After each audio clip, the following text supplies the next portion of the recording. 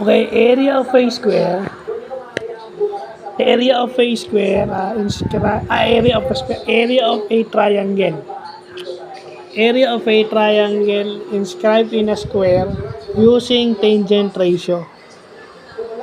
So, ayan, tangent ratio siya. Pati ito.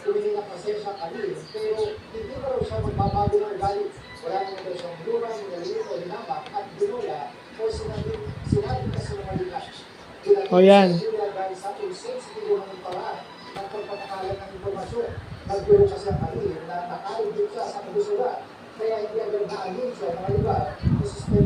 Yan o.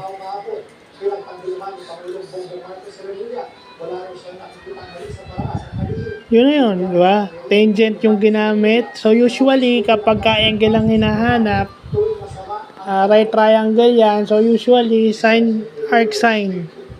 arc sine 2A, AB. Pero pag tangent ang ginagamit, yan ang formula. So arc tangent S over 2 over S. So ang formula is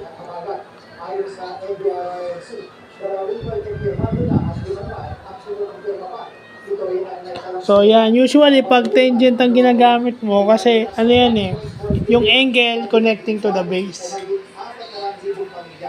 So usually ang formula niyan is S, kung given yung S, yung side, ima-minus mo siya sa X.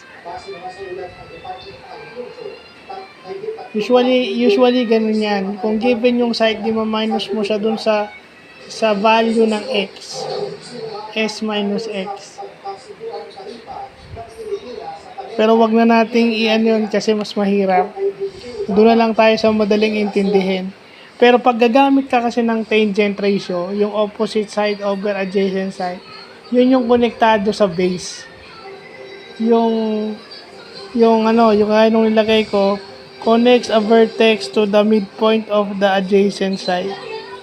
So, ibig sabihin, yung vertex ng isang triangle connected sa adjacent side na malapit sa base. Yung base is, yung adjacent side, yun yung base ng triangle. So, mas madaling gamitin yung tangent ratio pag involve yung base.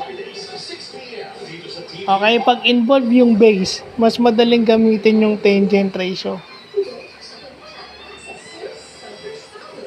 So, yun lang pa.